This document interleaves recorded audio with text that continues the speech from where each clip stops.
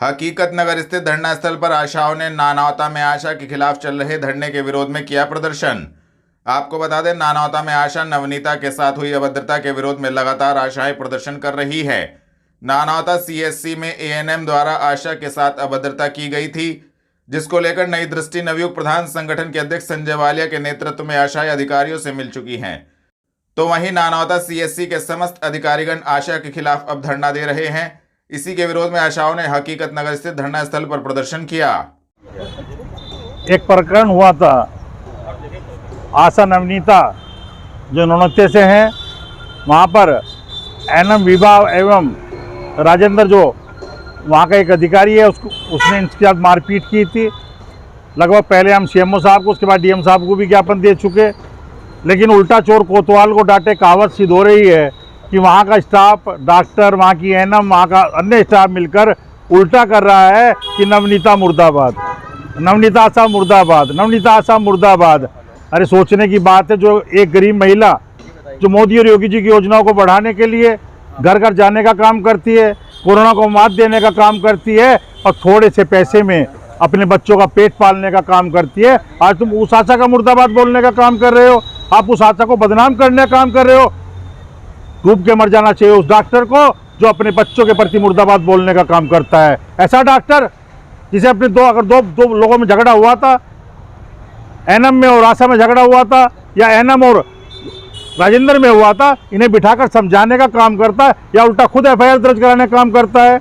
आज साफ तौर पे कहना चाहते हैं, अगर बहुत जल्द ये विडंबना खत्म ना की गई, इससे आशा का मान सम्मान से वापस ना दिया गया और एफआईआर दर्ज नहीं हुई, तो साफ तौर पे कहना चाहते हैं सोमवार या मंगलवार से सभी आशाएं, चाहे 10 हो या 20 हो, आमरण अनशन पर बैठने का काम करेंगे और सीएमओ ऑफिस के अंदर ही हम बैठने का काम करेंगे।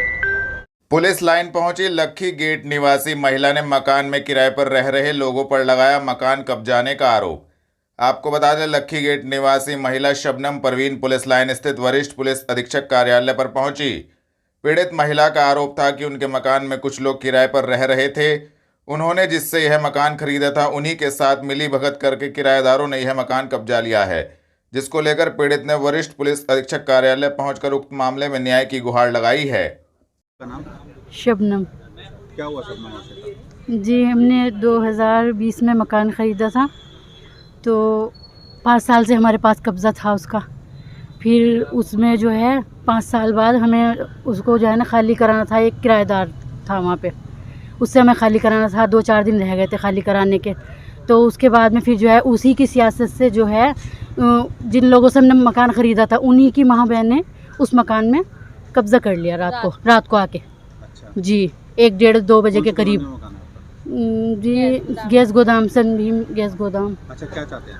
बस हम ये चाहते हैं कि उनके खिलाफ़ कार्रवाई हो और जो है मतलब हमारा मकान हमें दिलाया जाए। तो क्या आपने वहाँ केयरटेकर को छोड़ा था कि जिससे भी देखता रहे? जी, देख रेख के लिए तो छोड़े थे। उन्होंने अफजाल हैं, अफजाल उनका नाम।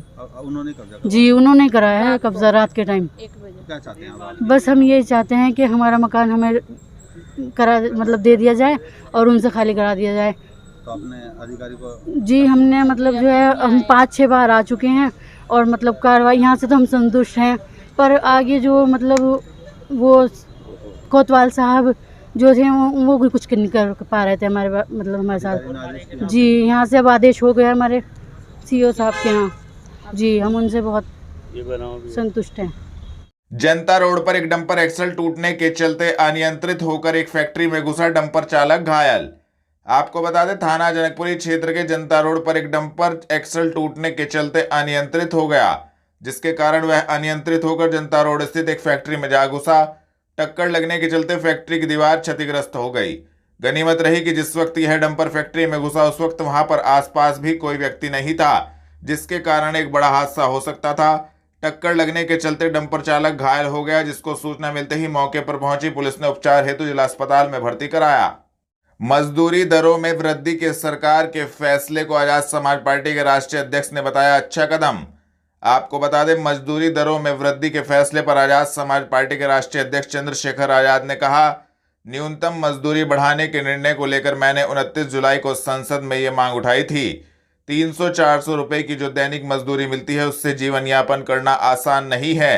इसलिए हमने संसद में 700 रुपये न्यूनतम वेतन दिए जाने की मांग उठाई थी। सरकार ये समझती है कि ये मांग नीचे तक जा रही है और सरकार ने इसमें बदलाव किया है। सरकार ने ये अच्छा कदम उठाया, लेकिन हम तभी सरकार का धन्यवाद करवाएंगे जब सरकार इसे सख्ती से लागू करवा पाए।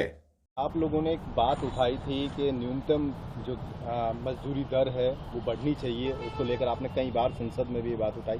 आज वो जो 1 अक्टूबर से जो है बढ़ने जा रही है, क्या आप कहेंगे, किस तरह से देखते हैं? देखिए, मैंने 29 जुलाई को पार्लियामेंट में मांग उठाई थी, क्योंकि हम ग्रामीण पृष्ठभूमि से आते हैं, तो जो जनता की समस्या है वो हम पे आसानी से आती है। 300-400 रुपए की जो दैनिक मजदूरी महिलाओं को, पुरुषों को मिलती है, उसमें घर का सम्मान से जीवन जो है व्यापन करना आसान नहीं। इसलिए मैंने पार्लियामेंट में आवाज़ उठाई थी कि 700 रुपये न्यूनतम वेतन होना चाहिए। और सरकार ने अब हमारी मांग को कंसिडर करते हुए, क्योंकि एक बहुत बड़ा आंदोलन भी हमने दिल्ली में किया था और सरकार ये समझती है कि ये मांग नीचे तक जा रही है, लगातार मैं इस पर मांग उठा रहा था, तो सरकार ने न्यूनतम वेज जो है कल निर्धारित किया, उसमें बदलाव किया है और लगभग 783 रुपये जो है अनस्किल्ड जो है जो लेबर है उनके लिए 783 रुपये न्यूनतम वेतन किया है। मैं सरकार ने ये अच्छा कदम उठाया है, लेकिन मैं समझता हूँ ये तभी सरकार का धन्यवाद इसमें हम लोग कर पाएंगे जब सरकार इसको सख्ती से लागू कराए, प्राइवेट सेक्टर में भी, क्योंकि वहाँ पे भी कर्मचारी काम करते हैं, और सफाई कर्मचारी जो ठेकेदारी 7,000, 10,000, 11,000 पे जो है मजबूरी में गटर में उतरना पड़ता है वहाँ भी, और साथ साथ जो आशा, आंगनबाड़ी, भोजन माता, ग्राम